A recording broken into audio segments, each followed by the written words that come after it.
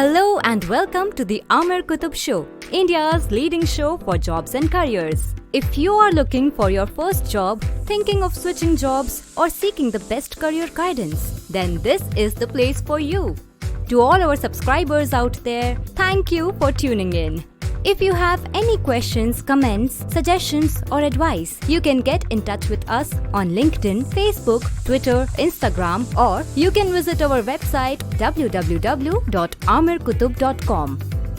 Presenting Aamir Qutub, CEO of the Aamir Qutub Academy. All right, so we are live, everyone. Thank you so much for joining the show. I'm Aamir Qutub. I'm a serial entrepreneur. I have built 3 successful businesses, and I am a tech investor as well, which means I invest in startups. I have invested in around 8 startups so far, and I have mentored around 20 to 30 startups. So I'm a big follower of lean startup methodology, and today's discussion is actually about building a successful startup. So how do you build a successful startup? So we are going to take all the questions with regards to your startups.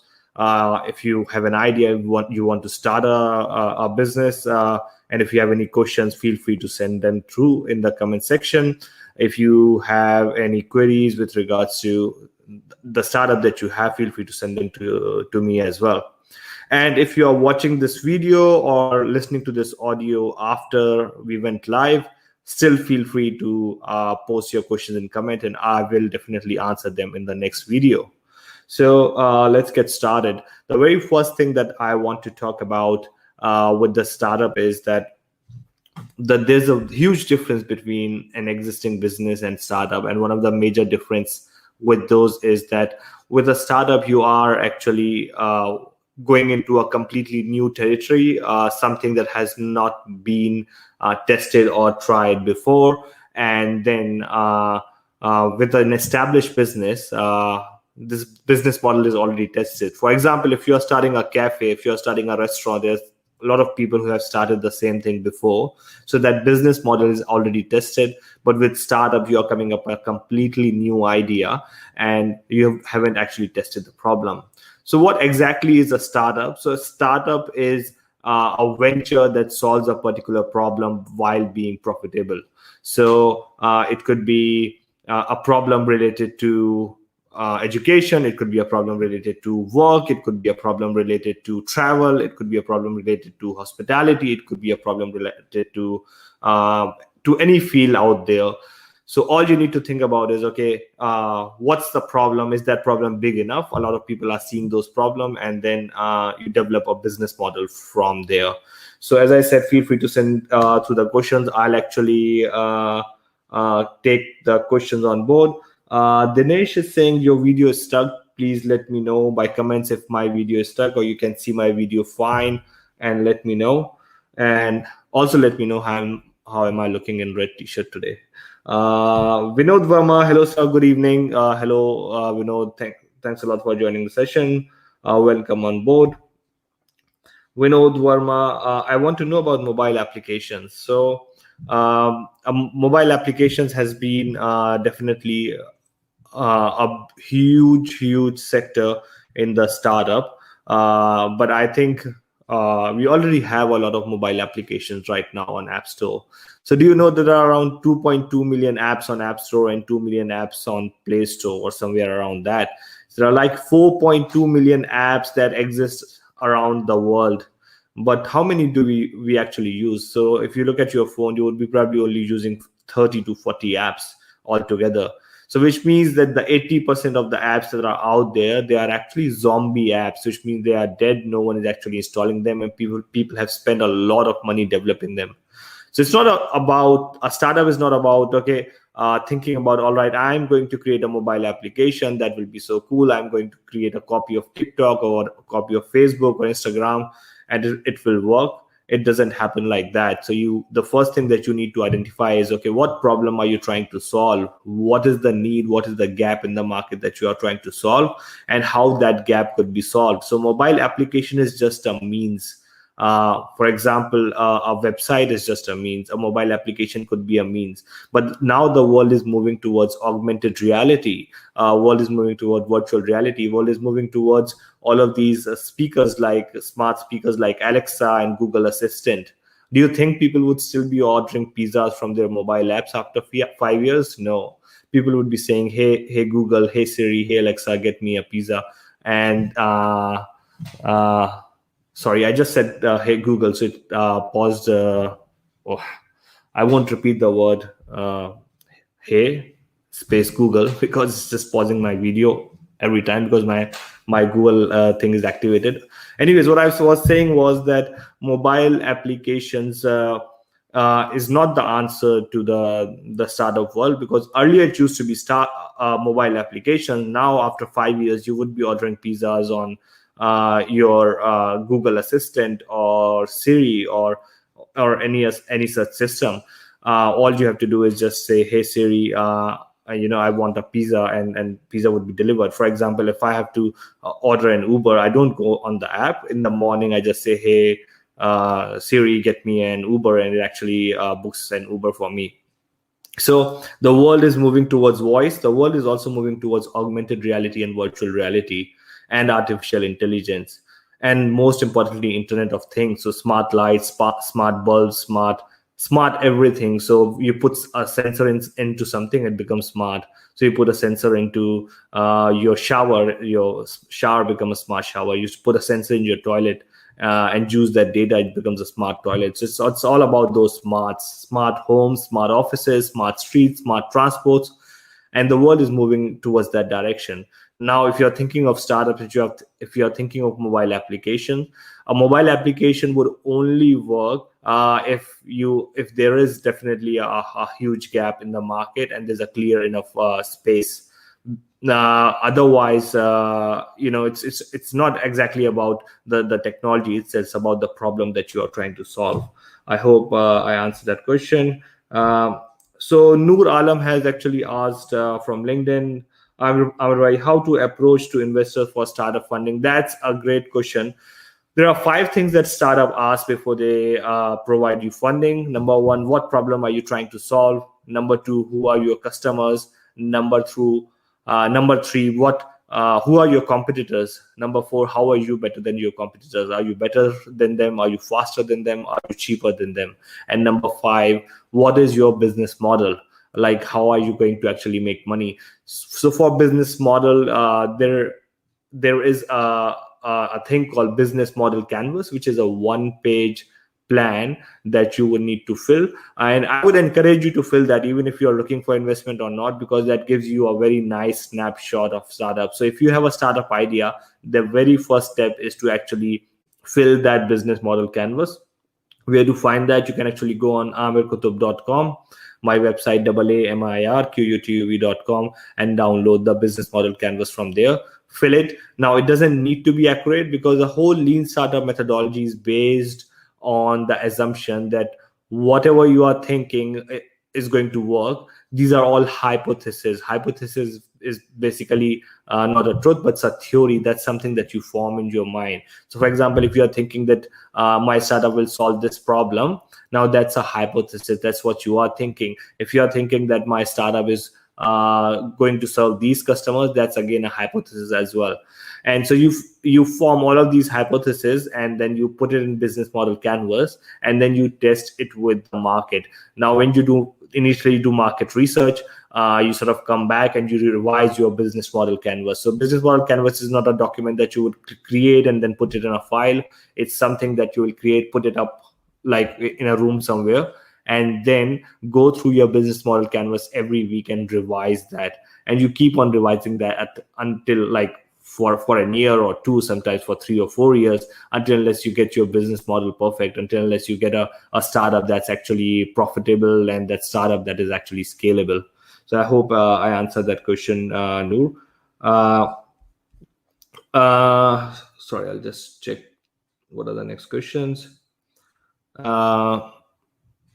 So Altaf is actually asking, he wants to start a startup in the tourism industry. That's great, Altaf. So again, tourism industry is filled with a lot of startups. So technology has actually disrupted the tourism industry a lot. Earlier, we used to use travel agents to make bookings for us, but nowadays we don't have any travel agents making booking for us. It's we who we are the ones who are going on the websites, making all the bookings and tours and everything. And what you would see after COVID would end, and everything would start to go back to normal again. A lot of travel agents will go out of business completely, because there are still websites out there like Skyscanner, like Ibibo, and all of those, who are actually replacing the role of travel agent. Now, you don't need to call a travel agent to find the cheapest flight, because your flights aggregator can tell you what's the cheapest flight. Similarly, you don't need to call a travel agent to book a hotel. You could just go on Trivago or some other website and book a hotel. But there is still a huge space of disruption in the travel industry in terms of how you manage the experiences. Like, for example, in Australia, there's a website called Red Balloon. What it does is actually sells different experiences to people. Now, the next thing that's going to happen in the market is that once Google comes up with their VR glasses, like Google Glass, or other companies come up with wearable smart glasses, they would come up with apps that would allow you to, for example, translate what you are seeing. So like, if you go to China and you are actually seeing a sign that's written in Chinese, but you are watching it through your glasses, so it would automatically translate into Hindi or translate it into English. That's going to be one disruption. The second is that by using augmented reality and virtual reality, you could alter the overall experience of the place as well. For example, we did a project with Australian tourism where we added a lot of augmented reality and QR codes, things into a mobile app. So, for example, a person would go to a very nice historic landmark. They will point their mobile to that particular landmark, and then it will actually show them how it used to look like 50 years ago. So imagine going to Lal Killa or Taj Mahal and pointing your phone towards Taj Mahal, and then you could actually see like Shah Jahan walking there, and all of the people in the old dress walking there. So it's just about enhancing the overall travel experience as well. So you need to think about, okay, what are the gaps in travel industry? What are the things that you would think would be good to have in the travel industry, and just go with it. It's as simple as that. All you have to do is just think about, okay, what is the need, what is the problem, and how am I actually going to solve it? Plain and simple as that. All right, so we are getting next question. So next question is actually about how to get an idea for startup. So Aman has actually asked how to get a good idea for a startup. Now, you don't generate ideas from nowhere. There is a process of generating ideas. I've got a specific video on this, how to enhance your creativity and generate ideas for $1 million startups. But the key is to actually observe your surroundings. So start looking at things critically, start looking at the challenges that are out there. See what is the problem, what are the challenges that are actually out there, and how are you going to solve that particular problem. And once you have identified the problem, then think about, okay, if this is a problem in my country, this would be a problem somewhere else. Has this problem been solved anywhere around the world? And then try and look at the solution, and then try to incorporate that solution. That's how you generate an idea. Or if you see, okay, there's a problem in cricket industry, or there's a need in cricket industry, it would be so good that if you are watching the match in the stadium, you are able to see all the stats and things like that. Or watch a replay or something like that from your phone. See if it's being done in any other industry, and then see how you can actually take inspiration from that and develop that in your particular industry. So ideas are generated mostly by observation. So if you start observing the problems and then start observing the solution around it, you will actually get amazing ideas. Now we've got next question. We've got Manish Kumar. Manish is just saying hi Manish. Thanks a lot for joining the session. We've got some questions. We're actually getting some questions from Instagram. take a look. Abhilash, sir, how are you? I am good. Abhilash, how are you? Very fine, thank you. Okay, I'll take the next question back again from YouTube.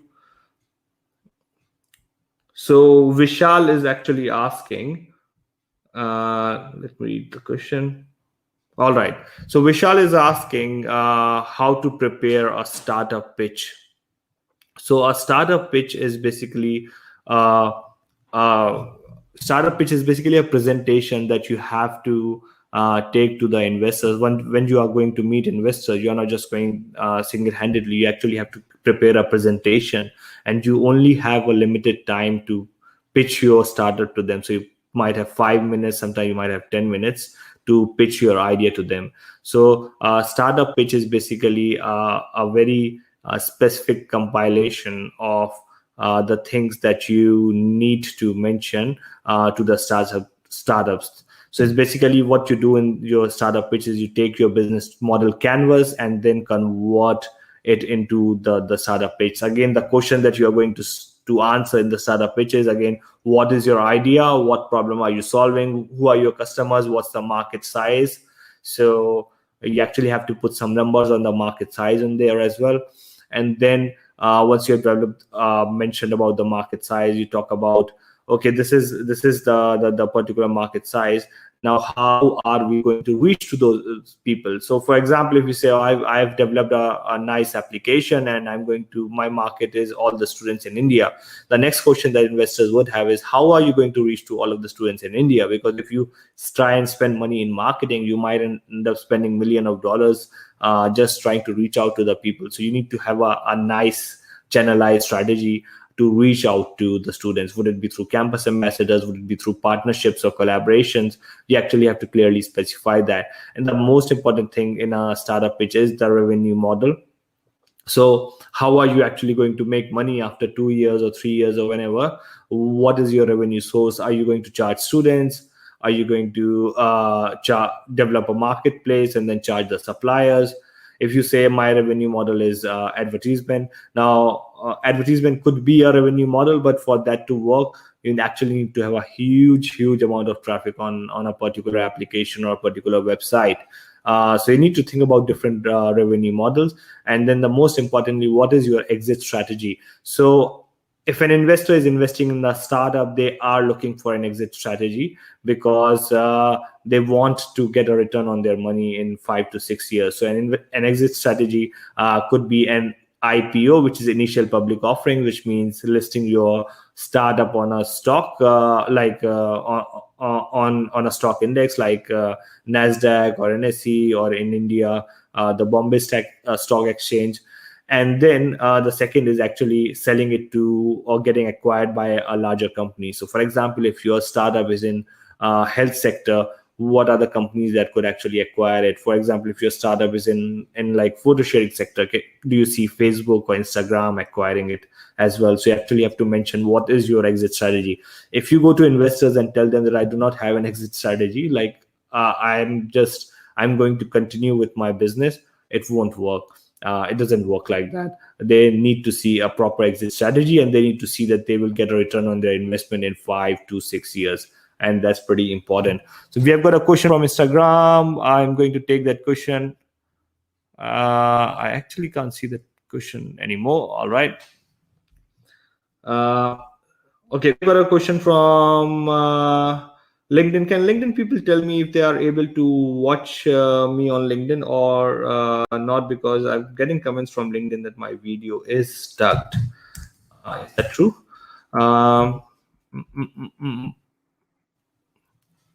Hello, Danesh. Hi, Nishant. How are you?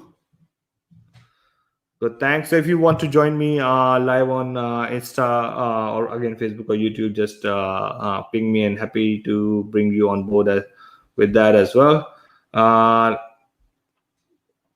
just checking more comments from LinkedIn, and because they are mentioning that my video is stuck.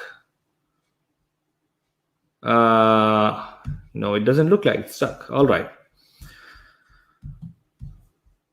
Okay, so we'll move on to the next question. The next question is about valuation. All right, so before we move on to that, we have got a question from Instagram over here. What's the plan B for startup failure? That's by I am okay, Shan. So Shan has asked, what's the plan B for a startup failure? All right. So the way you work in a startup is that you actually start by the assumption that it might fail, but the failures in a startup world are basically feedback. So when you fail, the very first thing that I would like you to do is, rather than investing all the money in your startup, you start by developing a minimum viable product of the service that you are going to provide. A minimum viable product is basically a small concept of what you are going to do and put it out in the market. And it might fail in terms of you might not get enough customers, or your costs are too high, or whatever. So instead of thinking, okay, this is a complete failure, you need to look at, okay, what were the challenges, what were the problems that you have learned from that methodology, and then put them back in your business model canvas, and then tweak your business model canvas. And this concept is called pivoting. So in pivoting, what you are doing is you are actually learning from the mistakes, learning from the customer's feedback, and then changing the direction of your startup. So you're not quitting your startup. You are looking at, okay, if my startup failed, what were the reasons? Was it due to my market was wrong, my product offering was not strong enough, the problem was not right? Whatever the reason was, you actually pivot or tweak your startup, and then test it again with the market, and then you push it out, and then you test it with the market again, and so on. So you keep on tweaking your startup with the customer's feedback, and in that way you will never fail. So you would actually continue to grow in your startup as well. Sorry, I actually missed some of the comments from Instagram because I couldn't see all of them. I'm getting some comments from LinkedIn. So Jay Yadav, I'll come back to your comment pretty soon. I'll take Kalpesh's comment. Kalpesh says, hi, Aamir. Hi, Kalpesh. Why 90% startups close down in 5 years? 90% startups, actually, I would say more than 90%, like 95% startups close down in 5 years or fail because they do not follow the lean startup methodology. They feel, when they found the startup, they feel, okay, this is the business model, this is how it's going to work, and they push it out to the market straight away without doing any customer research and without doing any customer discovery. So what you need to do is, even if you have an amazing idea, you need to put it down on business model canvas. Even if you get an investment, rather than developing the full product, you start by developing a minimum viable product, put it out to the market, learn from the customers, and build it with the customers. So the startups fail is because they build something in their office, in their background, without actually talking to the customers. So Steve Blank, who's the founder of lean startup methodology, he used, and he came to Australia, and I had a week to spend with him, and he mentioned that a true customer discovery is when you actually go out of your office, sit in front of your customer, and then talk about the problem that you are going to solve, your idea, and look at their pupil dilate, look at their eyes, and then that's when you would be able to identify whether your product or startup is going to solve a problem. What people do is people spend a lot of money, raise money, and spend a lot of money in developing a product which no one wants. If you are developing a product that no one wants, no one is going to buy it. It's as simple as that. Right. So just because you think it's a great idea doesn't mean people think it's a great idea. What you have to do is you have to go out to the people and check with them. And it's not just about asking, do you think it's a great idea? It's about actually developing a very small minimum viable product, taking it to the customers, and then asking them, okay, do you think, what do you think about it? And actually seeing how customers are using it, if customers are liking one part or not. And there are multiple examples of successful startups that didn't used to be what they are. And this concept is called pivoting. For example, one of the app called Flickr, which we know as a photo sharing app, it never was it. I think it was Flickr or Picasa, but it never used to be a photo sharing app. It used to be an online gaming app. So they started with online gaming and put it out. And in that online gaming, they had a very small feature of adding photographs. And what they observed was that a lot of customers were not using it for gaming, they were using it for sharing the photographs. So they identified, okay, gaming is probably not the need, gaming is not a problem, gaming is not a challenge. The challenge is basically, or the problem that they are solving is actually they are allowing people to share photographs. So they changed their whole business model from what they initially thought, which was gaming, to a photo sharing app. So in business, you never fail if you are willing to learn and work with the customers and take from them. Now, I'll take more questions from Facebook and YouTube and LinkedIn, but before that, I'll take Jay's question from Instagram. If investors invest in our business, and how we have to pay them? Do we have to keep them on commission basis, or how? That's a great question. So Jay is basically asking that if investors are investing in our startup, what are they after? So investors, mostly genuine investors, would invest in a startup on an equity basis. So on equity basis means that they will take a small percentage share of your organization based on your valuation. So it could be between 10 to 15 to 20%. And they do not receive any part of your revenue. So they would spend the money with you. They'll give you whatever, 100,000, 200,000, 1 lakh, 2 lakh, whatever it is, and then forget about it. What they are after is they're after 20 times, 30 times return after 5 to 7 years. So that's why it's important to have your exit strategy clear, because I invest in startups all the time. I work with investors who invest in startup all the time. We never ever invest in a startup that doesn't have a clear exit strategy. Because if there's no exit strategy, if we don't know that the startup is going to be sold, or if the startup is going to go in IPO, how would we be able to get a return on the investment? Because as an investor, we don't get a return when the startup is making money. We don't get any commissions on the sale. And that's the beauty of getting the investment for startup, is that you get the investment and that's it. If you are a good founder, you will keep them on board and of course use them for advice and everything, but they do not have a say in how you run the startups, because they are a minority shareholders, and they only get the return back if they are either selling your shares, or if you are selling the company, or if you are taking the company public, which is an initial public offering. And that's how the investors would get the return on an investment. So as an investor, what I would do is I would invest in at least 10 startups, and I would know that out of those 8 startups are going to fail. No matter how hard I try, how much I pay attention to, I know that 8 startups are going to fail, because the failure rate is too high. Someone said 90%, I would say 98% startups fail. And just because they are ignorant, they choose not to listen to their customers. Anyway, so I know that 8 of those 10 startups are going to fail.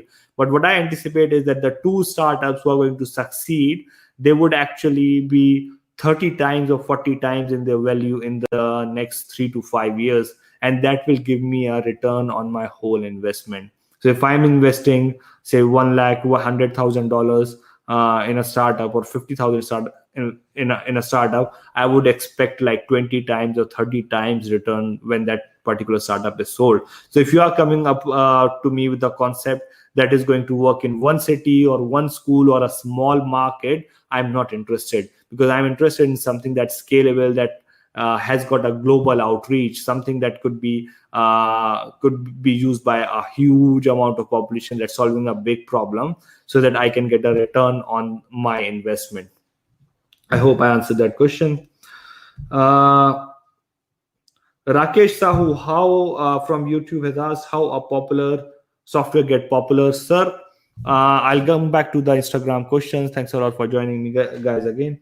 So Rakesh Sahu from YouTube has asked how a software get popular.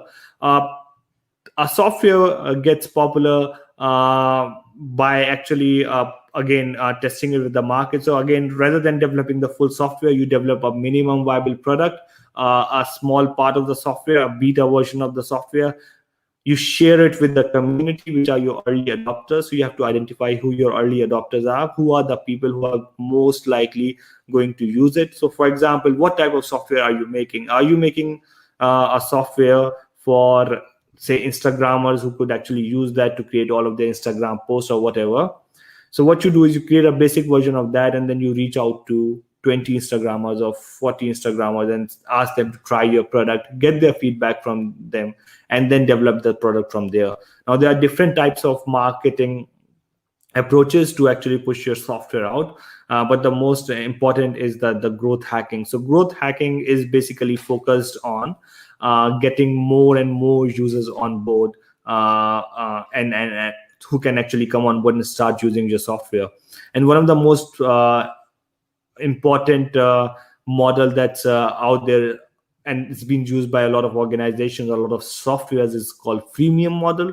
So freemium model is where you get someone an access to a free or trial version for 15 days or 30 days that allows them to use it and test it, and once they're happy with it, then they are paying it on a subscription basis, on a per month basis. Now, in this world and age, if you're developing a software which is not cloud, and if you think people would spend like 50,000 or like 1 lakh or 5 lakhs in buying that software, you could probably get few customers in specific industries, but it's not going to grow on scale. If you want your software business to grow on scale, you actually have to put it on cloud. You have to do a freemium version where people are starting to use it for free, and then, or a trial basis, and then buy a subscription, which is a monthly subscription, and then you use them, charge them on the basis of per users or per gigabytes or whatever. For example, Dropbox is available to a lot of people for free, and a lot of world is actually using for free. It's a free service.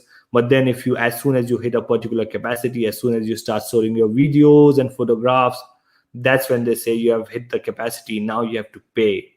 And now the thing is that you have already stored so much of information in Dropbox, and you feel like you don't want to move it out from there. You want to keep your photographs and videos and documents secure, so you pay for Dropbox. It feels like, okay, it's like 200 rupees per month or 500 rupees per month. But the thing is that once you put your credit card in there, the money is being deducted every year, every month as well. And you don't even care about that. So any startup system or any business where you could actually charge people on a subscription basis, where people put their credit card and then forget about it, and then you keep on charging them, is an absolutely amazing business model, because you can predict how much money you are going to receive every month, and you can grow your business pretty easily from there. So I hope I answered that question, Rakesh. I'll take a question from Instagram. Okay. Deepak has asked, doing digital marketing is good for future startup. So Deepak, I'm not sure if I understood your question clearly, but I think what you are after is whether digital marketing is a good prospect in startup world.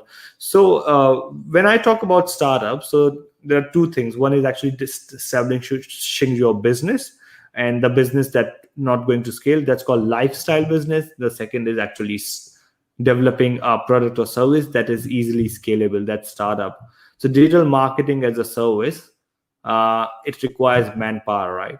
And you have to service the customers one by one. It's a personalized service. You cannot scale it that easily. So I wouldn't contribute it within I wouldn't count it in the startup world itself, unless you come up with a model that's actually highly scalable. So when you think about startups, think about something that once you develop it, it could be used by millions of people around the world and managed properly. Thank you so much for giving hearts out there. Love you guys, and feel free to please send me more hearts. I would really love it. Would really enjoy that.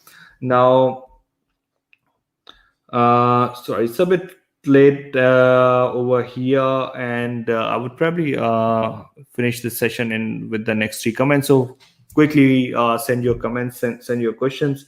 Now, the next question that I'm receiving is how to identify what's the value of your startup. So how to contribute to the valuation. Thank you so much, guys. Thank you so much for all the hearts from the Instagram. Love you guys. So the question that Avnish has asked is, how do you value your startup? So I've got a specific video on this one again, but to calculate the valuation of your startup, there are different methodologies. The one that I like most is scorecard methodology, that looks at, okay, what stage your startup is at. The very first thing, to give you a very rough guide, if you are going to investors with just an idea, you are most likely not going to get a startup. But if you're going to go to investors with a bit of wireframes, like wireframes are rough sketches of what you are looking at with a proper business model canvas, then your valuation, depending on where you are, starts from $500,000. And then if you have developed a basic minimum viable product, your valuation goes up to $1 million. If you have developed a minimum viable product and you have put it out to the customers and customers are using it, then your valuation is around $1.5 million. And then if you have using customers with your minimum viable product and paying customer, which means your startup is actually already generating some revenue, then your startup is actually upwards of $2 million. But it varies from industry to industry. I've got a tool on my website. Go to aamirqutub.com and check out the startup valuation calculator tool, where you can actually find out the value of your startup. Hope that answer your question. Muslyrics, I'm 13 years business owner. Are you 13 years old business owner? Wow, that's well done. Tell me, what type of business do you own? I would love to know more about it. Jay, Deepak, when will your live session be in Jaipur, Rajasthan? Deepak, I'm actually based in Melbourne, Australia, and the borders are closed due to COVID-19. So I'm not able to travel to India, but I'm planning to come to India in December as soon as the borders are open, and then I'll have a complete India tour, and I'm planning to cover Jaipur, Rajasthan. So when I'm planning to come to Jaipur, I'll definitely let you know, and then we could probably even meet and have a one-on-one session. Mohammad Asif Siddiqui, I'll take your question before I'll take Jay's question again. Jay Yadav, sir, I had seen that WhatsApp is doing advertisement on TV and other platform. As we know, it's already famous. Do you think it's a good idea, or he's wasting the money? Actually, with the likes of WhatsApp or Facebook, these are like huge giants, and they've got very, very genius marketers in place. What happens is that once your startup is established, a lot of people are using it. You still have to maintain and manage your brand and make sure that no one overtakes it. There are so many chatting apps out there or instant messaging app out there that are trying to compete with the likes of WhatsApp. So the reason that they are advertising it on TV is so that they want to reach out to the masses. So they have identified that in India, it's not the young ones, but it's the aunties and the uncles who are actually using WhatsApp more. So they just want to make sure that it actually reaches out to everyone and just becomes a national mode of communication. And apps like Telegram doesn't take it. So they have to do it. But if you are starting your startup and doing it from the bootstrap, you don't have to do it. It's like you could just sort of leave it like that.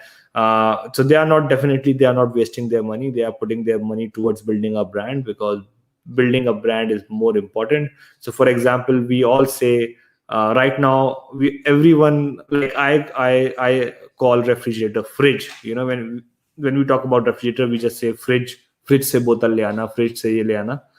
The reason we say fridge is, fridge jo hai wo, it's not the original name of refrigerator. Fridge is a brand name.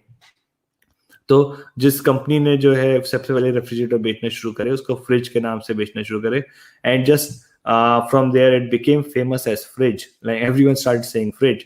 So look at what WhatsApp wants is that if people are saying message me, they don't say message me, they say WhatsApp me. And now a lot of people are just saying WhatsApp me. मुझे WhatsApp कर देना, मुझे WhatsApp पे call WhatsApp कर लेना. So for example, if you have to say search it, you don't say search it on internet. What you say is Google it. So it just has become the brand name. So that's what they are wanting to do with their particular app as well. I'll come back to your question, Yash, and I'm seeing few questions from Instagram, but I have to take this question from Mohammad Asif Siddiqui from LinkedIn. Asif, what is the scope for business like GSI mapping and urban design works in Australia? It's huge. it's pretty big. And not even in Australia, in any Western countries out there, GIS mapping is pretty huge, because there's a lot of emphasis on urban planning and making the city smart. So it's rather than just thinking about, okay, GIS mapping. For example, in city of Greater Geelong, I actually sit on a lot of boards, but I'm also advisor to the Minister for Planning for Victoria.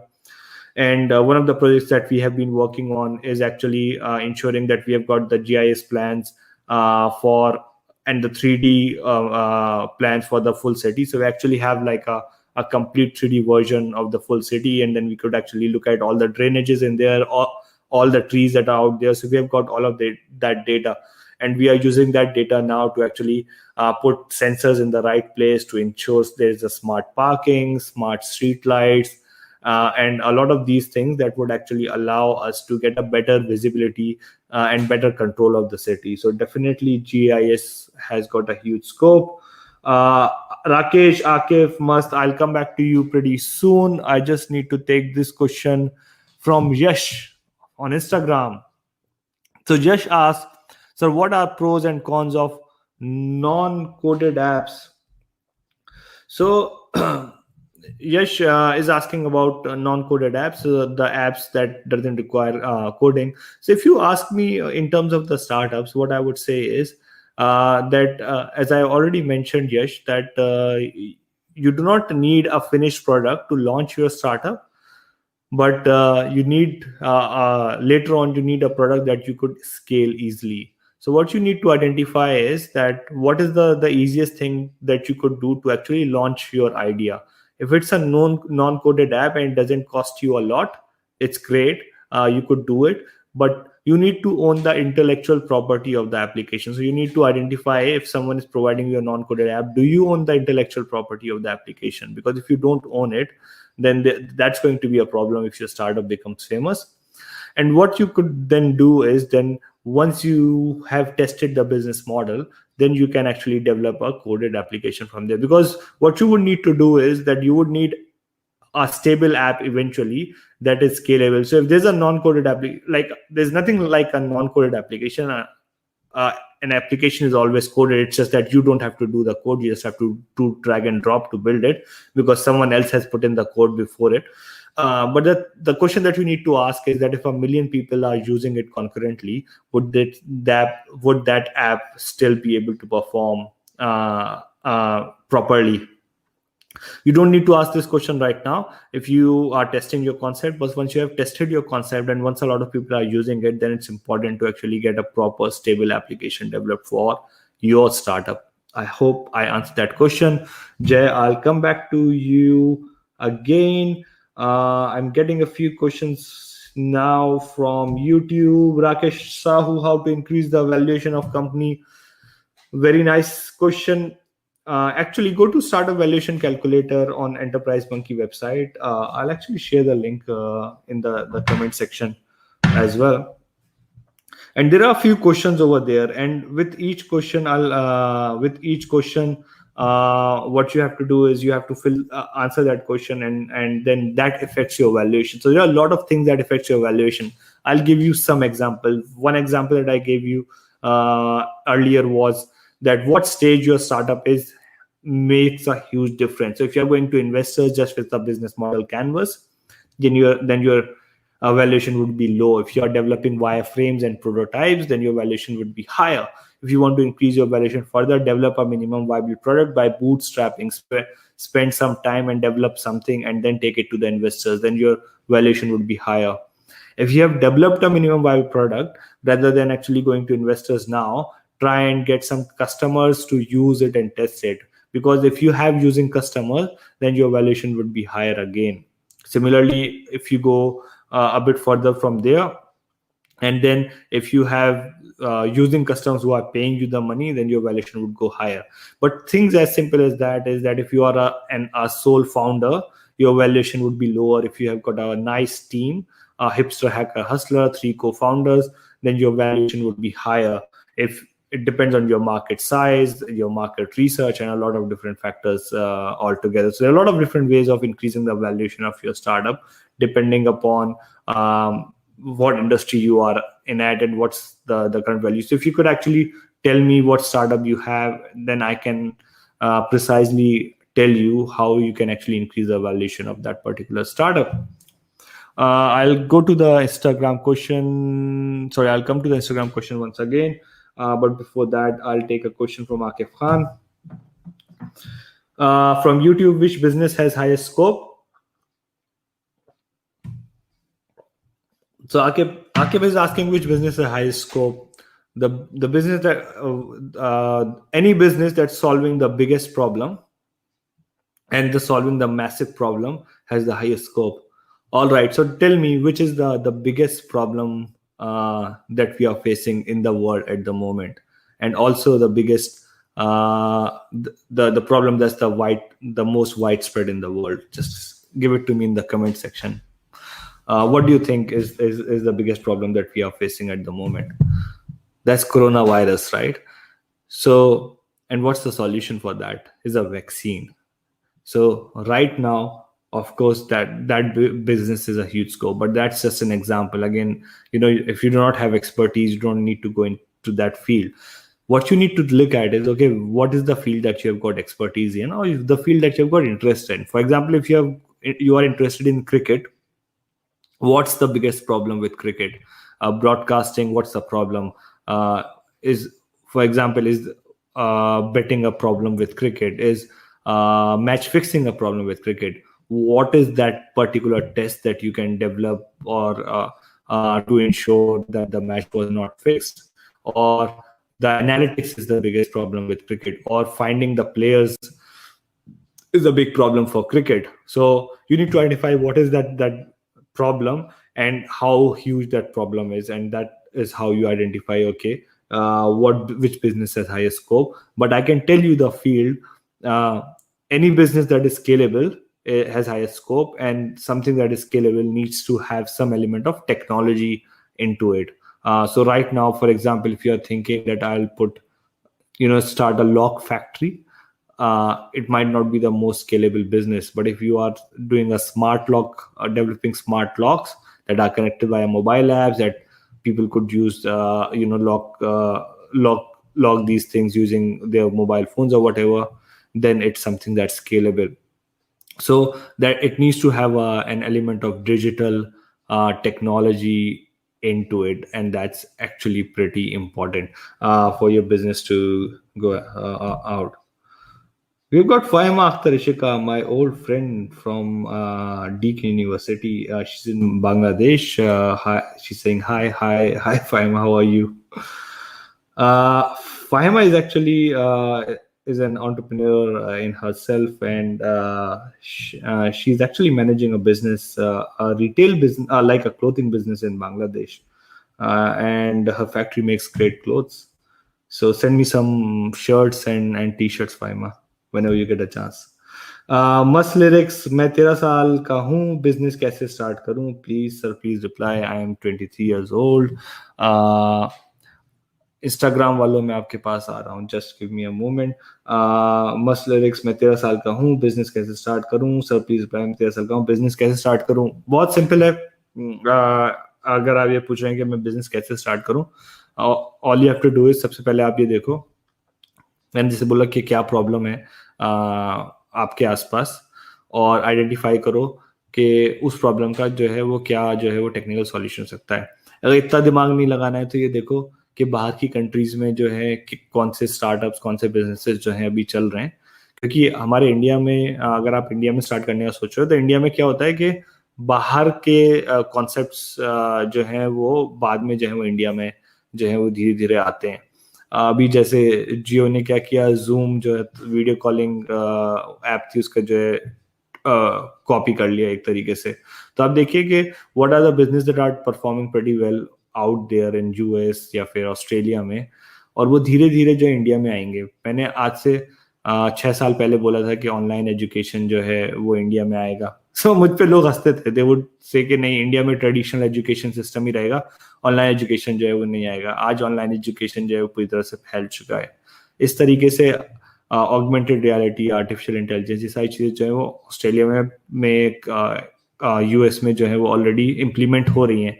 वो धीरे धीरे India में आ जाएंगी और जल्दी आएंगी। तो देखना होगा कि कौन लेके आएगा उसे, और आप भी उस चीज को जो है वो लेकर आ सकते हैं। तो अगर आप 13 साल के हो डजेंट मैटर, आप 30 साल के हो डजेंट मैटर, 60 साल के हो doesn't matter, all you need is a decent idea that you can test, और फिर उसके बाद आप उसे प्रॉपर्ली एग्जीक्यूट कर पाए। बिजनेस क्या करना, कैसे सीखना है, आप amirkutub.com पे जाएं, आमिर कुतुब एकेडमी ज्वाइन करें। वहां पे आपको फ्री रिसोर्सेज मिलेंगी बहुत सारी। You don't have to pay anything. Like I've just put it all the resources for free. You can come over there and learn कि आप जो है वो कैसे अपना बिजनेस स्टार्ट कर सकते हैं। बिजनेस मॉडल कैनवस से स्टार्ट करें, अपने कंसेप्ट को बिजनेस मॉडल कैनवस पे लिखें और वहाँ पे अपलोड करें आमिर कुतुब एकेडमी पे। मैं पर्सनली आपका बिजनेस मॉडल रिव्यू करूंगा और आपको फीडबैक दूंगा। तो अगर आप लोगों ने ज्वाइन नहीं किया हुआ है तो amirkutub.com पे, आमिर कुतुब एकेडमी पे ज्वाइन करें, इट्स फ्री, और वहाँ पे आप अपने बिजनेस आइडियाज और बिजनेस मॉडल कैनवस मुझे भेज सकते हैं। Ubaid Rahman, Assalamu alaikum. Assalam. Lucky Tyagi is saying, hello sir, you are doing great job. Thank you so much. मेरे भाई बस आप लोगों की मोहब्बत है, आपकी मोहब्बत में मैं आ जाता हूँ हर सैटरडे। यहाँ पे रात के 2:20 हो रहे हैं। It's just because of the love that you guys give. And Lucky Tyagi is also saying, keep going. Thank you so much. And then we have got a question from Lucky Tyagi.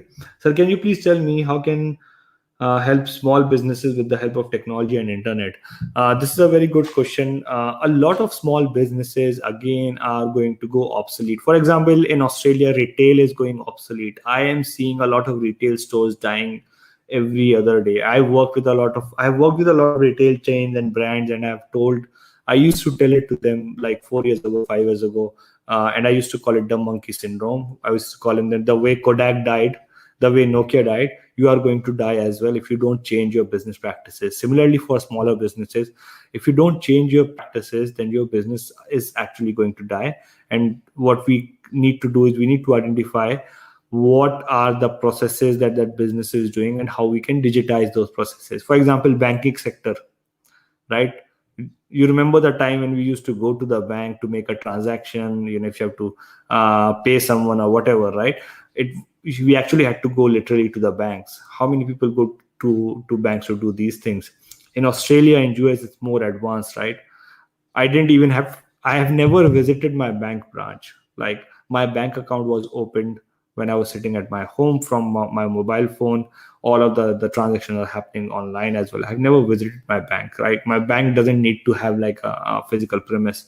Similarly, a lot of physical small businesses are going to die because of the whole influx of the e-commerce and digital. So businesses need to think about how they can survive. If you are producing a product, put it on Instagram. If you are developing something great, put it on Instagram. That's the only way to act, and go digital. Actually talk about it. Do a live. Even if you are developing like a product in the factory, do a Facebook live, Instagram live, show it to the people, and then give them an option to actually buy the product or make the orders online. That's the very first step. The second thing is the documentation of the small businesses. You need to take all of that online as well. If you don't do it, your competitors will do it, and you will become obsolete in some time. Your business would actually die. We have got a question from. We have got Anas who's saying, Qutub साहब पहचानते हैं या भूल गए आप? भाई कैसे भूल जाएंगे अनस भाई, आपको बिल्कुल पहचानते हैं सर। आपकी मोहब्बत थी और आपका बड़ा साथ रहा, तो आप पुराने दोस्तों को और कभी नहीं भूलते, तो बिल्कुल याद है। यश has asked, sir, when we should approach the investors? That's a very good question, yes, Yash, and it depends on how much money do you have to be able to execute things. Do you have enough money to actually develop a minimum viable product? Minimum viable product doesn't require a lot of money. Even if you have a technical co-founder who can develop a minimum viable product, that's great. So I recommend that you develop a minimum viable product, test it with some customers, and start getting some revenue, then go to your investors. Because at that point of stage, even if you're not getting revenue, but at that point of stage, you will still have a valuation of $1.5 million and upward. But if you go to investors without a minimum viable product and just pitch it to the investors, it's very difficult to get investment, but your valuation is going to be low as well. So in my approach, someone who has developed a minimum viable product and has using customer, it shows me that they are serious about the product and they are going to do something. They have invested their own money in the product as well, which is pretty important from a startup perspective. Hope I answered that question. Lucky Tyagi, thank you for the valuable information, sir. You are most welcome. My pleasure. Rakesh has asked, sir, how to learn coding for a startup. I'll come back to the Instagram questions, my dear friends. And Perth, I'll come to you as well. So Rakesh has asked, how to learn coding for startup. You don't have to learn coding for starting a startup, right? A successful startup needs three people. Number one is a person who could actually manage and run the business. So a person who is smart enough to look at the execution of the idea. Secondly, you need a technical person or an engineering person who can develop the product, and for that you might need coding. And the third is you need a person who is great at marketing. So if you are not good at coding and if you want to start a startup, don't like, if you are interested in coding, go and learn it, but you don't have to learn the coding. All you need to do is just to find the two co-founders who have those skills. So for example, if you are good at coding but you're not good at managing the company, you're not good at marketing, then get two co-founders who are good at both of these things. If you're good at marketing, then get a coder and an executor. If you're good at executing, you're an ideas person, get a marketer and get a coder, and build a team. Because I always say that even if you're splitting it into three, 30% or 20% of 50 million is much better than like 100% of something which is not worth anything, which is zero. So build a team, find the like-minded people, and then develop the business from there, develop the startup from there. That would be really helpful. If you try to do it all by yourself, it's going to be extremely difficult because it's a stressful journey, right? It's going to be for next 2 to 3 years. So you really want to ensure that you have the right team in place, and that's pretty important. Hope I answered that question, Rakesh. I'm taking one question from Instagram. Anas Bhai is saying, Zara Nawazi ke liye shukriya Jigar. Sir, aapki mohabbat hai. Parth Maheshwari, hi brother, how are you? I am good, Parth. Awesome. Aap kaise hain? And then we've got Anas. Please give me some tips relating to business promotion. Anas is asking about business promotion. I think with business promotion, it's extremely important to actually, first of all, go digital and go hit hard on all the social media platforms. Depends on where. If your business is business to customers, then Facebook and Instagram are two big ones. If your business is like business to business, like you're selling to businesses, then LinkedIn is an absolutely amazing platform. So you need to think about, okay, if I'm selling to my customers, what are the social media platforms my customers are using? If I am selling to a younger generation that's living in remote areas, are they using TikTok? Are they using Chingari app or whatever? Those apps are new. They have got a higher reach. So start producing content over there. If you are if your customers are business customers, corporate professionals, what are they using? They are using LinkedIn. So you have to produce a lot of content over there. Similarly, if your customer is using Facebook, Instagram, you have to do it over there. The only challenge with likes of Facebook and Instagram is that it's already a very crowded marketplace. It's very difficult to grow organically in there, but you could still run Facebook and Instagram ads. I do a lot of pay-per-click marketing with Facebook and Instagram for my clients, and we get absolutely amazing results, much better than spending money in ads on papers or whatever. But also I try to look at these upcoming social media networks and how we can utilize them. But it's about creating content as much as you can. Whatever you are doing in your business, just make a video, just document it and put it out. Don't think about finish. Like a lot of people think about, okay, how am I going to appear? What am I going to say? Blah, blah, blah. Doesn't matter. Just tell them, just make a very simple video and just post an update about, okay, this is what we did today. you might think that that's boring or whatever it is, but if you are showing the personality to people, if you are showing what work you are doing, it would actually help your business a lot. It takes a bit of time for it to be picked up, but you will definitely be able to pick up. We are passing more than 1 hour, and my Instagram live would actually end, but all of the other lives would be working. So I'll start another Instagram live just to continue with it, so that I can answer all the questions. It's pretty late in the night, so I'll try to answer 3 or 4 questions, and that's it. So we have got question from Mohammad Faizan Shakil. Continuing previous Q&A, how to be super good in managing while I am an engineering student?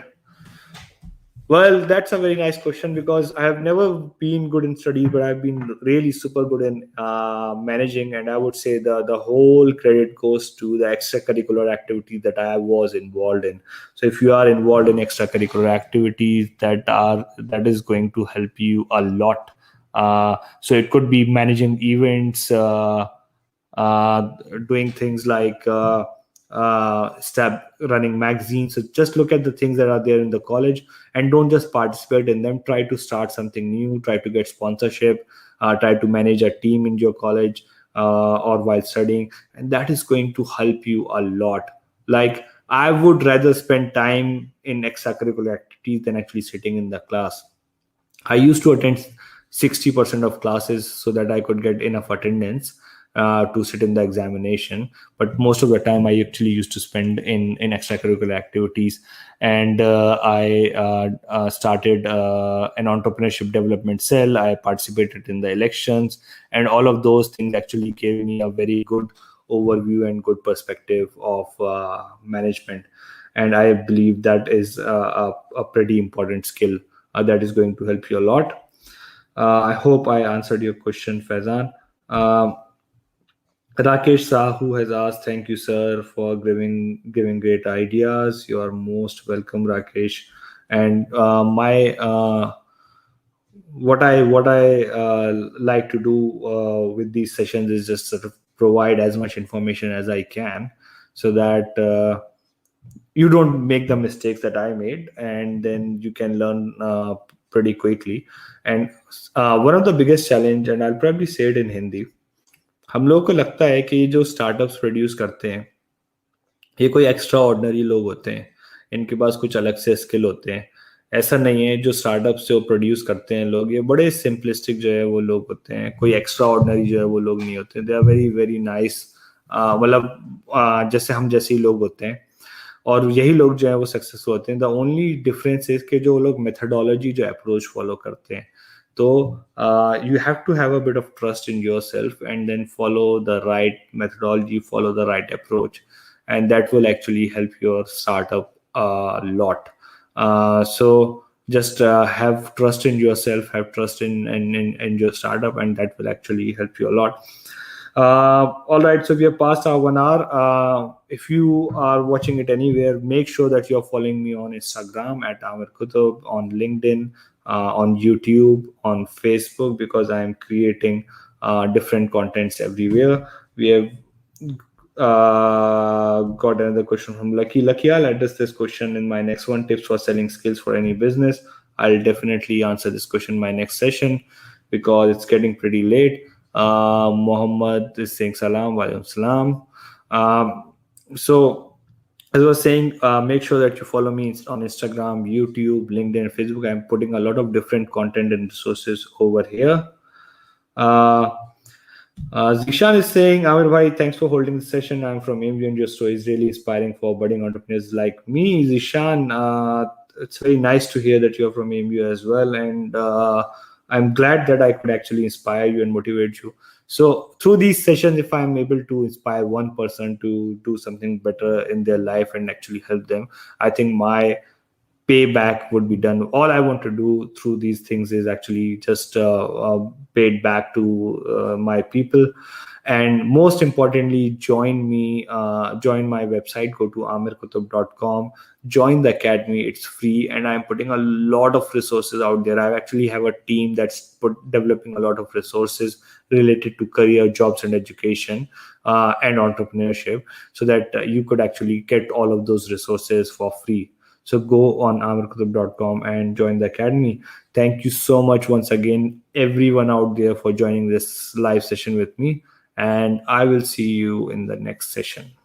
Bye-bye. See ya. Tata. Thanks for joining us for this episode of the Aamir Qutub Show. We hope you gained valuable insights. Don't forget to get in touch with us via LinkedIn, Facebook, Twitter, Instagram, or our website www.aamirqutub.com. Stay tuned for the latest news and insights about jobs and careers. I hope you find your next best opportunity soon.